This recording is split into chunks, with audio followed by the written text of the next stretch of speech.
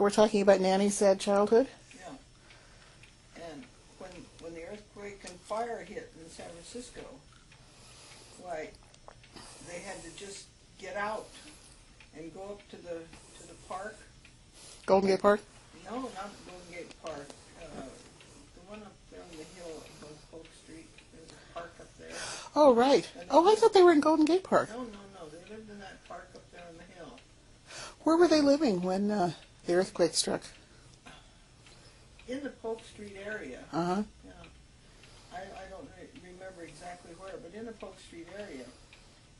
But before that, her father had gone to Alaska to work in the fishing industry up there, and he was frozen to death.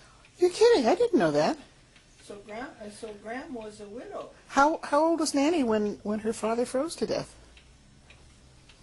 Oh dear, I can't remember exactly, but she was just a little kid. She was probably 5 or 6. Mm-hmm. And so when the fire, when the whole thing was burned out and everything, well, then they all had to find places to live. So Graham got an apartment or a flat or something. I think it was on Haight Street, and she had to go to work. Graham did? Graham did, because her husband was gone. Mm-hmm. And What kind of work did she do? Graham, I don't remember. I don't remember her ever telling me what work she did, but I know she had to go to work. So Pearl was only 7 or 8 at that time, and she wanted to put her in a Catholic boarding school someplace. And Pearl just begged her, no, she didn't want to go there. She wanted to stay with Graham. And Graham's sister and her husband, they rented, I remember now, they rented a pair of flats, and her sister lived upstairs and Graham lived downstairs with Pearl and her brother. And she didn't want to go to boarding school. She promised that she'd come home every night from school and she'd wait patiently for Mom and she wouldn't do anything wrong and all that bit. So she said she used to wait out on the steps for her mother to come home from work.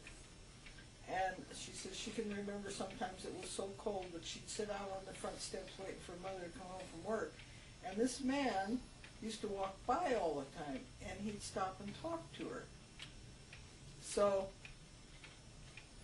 she introduced him to her mother.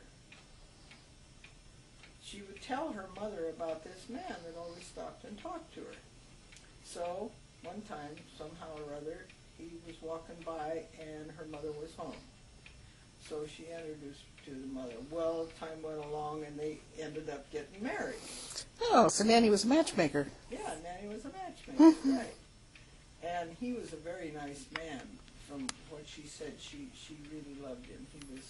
He was good to her, he was good to Leo, and so anyway,